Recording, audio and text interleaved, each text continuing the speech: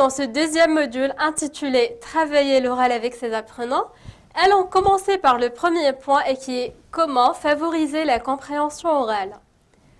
Faisant partie intégrante des 4 compétences visées dans le processus d'enseignement-apprentissage de toute langue, y compris le français, la compétence de production orale ne cesse de préoccuper les pédagogues, les didacticiens, les enseignants et les chercheurs dans le domaine du français langue étrangère.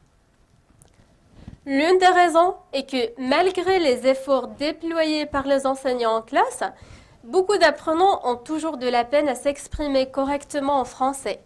D'ailleurs, au Maroc, on constate à tous les niveaux de l'enseignement du français que la production orale reste malheureusement un véritable cauchemar auquel se confrontent les apprenants. Car on continue toujours à entendre dans nos classes des remarques comme « je ne parle pas bien le français ». Je parle français un tout petit peu. Permettez-moi de parler arabe, s'il vous plaît. Bref, cette compétence est souvent mal vécue par une partie des étudiants. Elle est vécue comme stressante, contrairement à la compréhension écrite, plus rassurante car le support est présent et concret.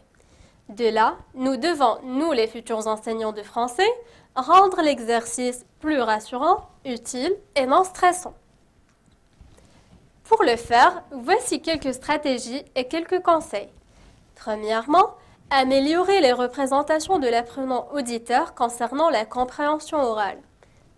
Deuxièmement, l'aider à cibler l'objectif de la compréhension orale.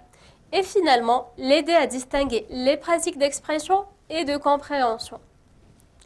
Commençons par la première stratégie.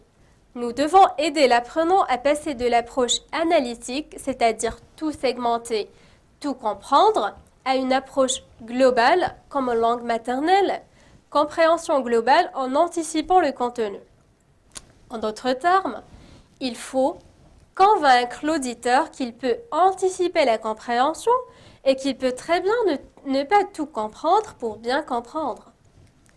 Ensuite, nous pouvons aider l'apprenant auditeur à cibler l'objectif de la compréhension orale en travaillant sur un document pour le plaisir, une chanson fin de cours par exemple, ou pour améliorer un savoir-faire nécessaire à l'apprenant, exercice de prise de notes par exemple.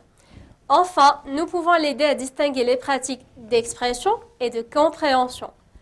Trop souvent, les apprenants sont dans le schéma « je ne répète que ce que je comprends ». Or, il est prouvé que ces deux savoir-faire, c'est-à-dire l'expression et la compréhension, sont des aptitudes indépendantes.